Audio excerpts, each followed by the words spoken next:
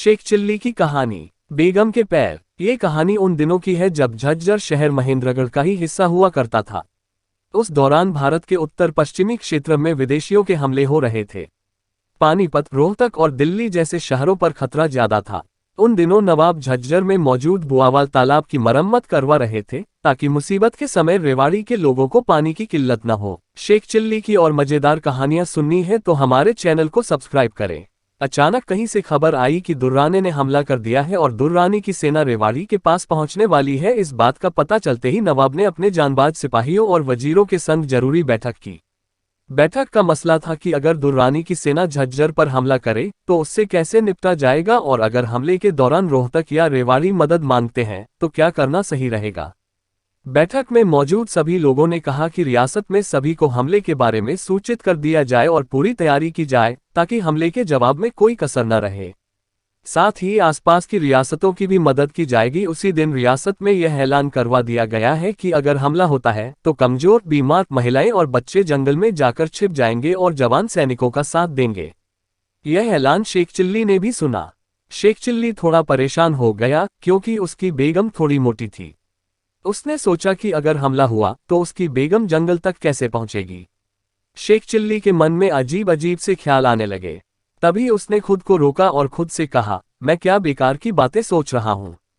फिर उसने सोचा कि इस बार तो भारी मुसीबत आन पड़ी है, मैं अपनी जन्नत को इस तरह कुर्बान नहीं होने दे सकता। अचानक उसके मन में ख्याल आया कि कितना अच्छा हो अगर कहीं से उड़ने वाला कालीन मिल जाए। फिर उसने खुद से कहा, नवाब साहब ने तो मुझे घोड़ा दिया था, घोड़े की मदद से मैं बेगम की जान बचा सकता है। दुर्रानी की सेना हाथ मलती रह जाएगी। तभी उसे ख्याल आया कि आखिर घोड़ा भी तो एक जानवर है, क्या वह मेरी बेगम का बोझ उठा पाएगा। कहीं बीच रास्ते में उसने दम तोड़ दिया, तब क्या होगा। अगर उस वक्त बेगम दुश्मनों के हाथ लग गई तो उसकी जान कैसे बचेगी। माना बेगम के पिता ताकतवर सिपाही थे और अच्छी तलवारबाजी जानते थे, लेकिन बेगम को तो तलवार चलानी नहीं आती। मेरी बेगम को तो बस जुबाना चलाना आता है।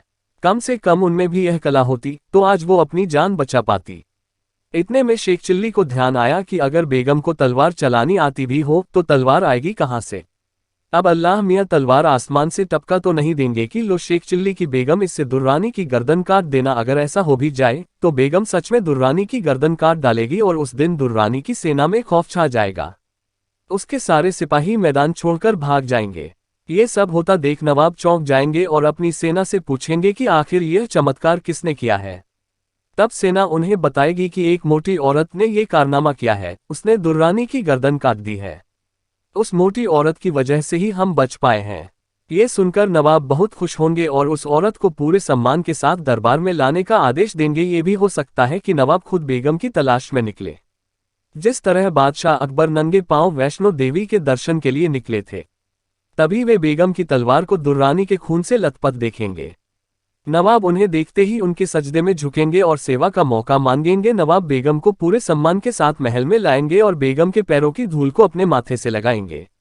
वे वहां मौजूद सभी को बेगम के पैर चूमने के लिए कहेंगे, यहां तक कि मुझे भी यह करने के लिए कहा जाएगा। भला मैं अपनी बेगम के पैर कैसे चूम सकता हूं, इसलिए मैं साफ मना कर दूंगा। नवाब मुझ पर चिल्लाएंगे लेकिन मैं बार बार मना कर दूंगा। इस पर नवाब गुस्सा हो जाएंगे और सिपाहियों से कहेंगे कि इसे जेल में डाल दो। इतने में धड़ाम से गिरने की आवाज हुई। शेख चिल्ली की आंखें खुली तो उसने देखा कि वह चारपाई से लुढ़ककर नीचे सब्जी काट रही बेगम के पैरों में जा गिर पड़ा है। उसके गिरते ही बेगम चिल्लाए, अच्छा हुआ किनारे गिरे, वरना तुम्हारी गर्दन शरीर से अलग हो जाती। शेख चिल्ली ने अपना माथा पकड़ लिया। अब उसे दुर्रानी के हमले से ज्यादा बेगम के पांव चूमने का डर सताने लगा था। मन में यही सवाल आ रहा था कि कहीं सच में ऐसा करना पड़ गया तो। कहानी से सीख, ख्याली दुनिया बनाने से अच्छा है कि इंसान वर्तमान में जीना सीखे।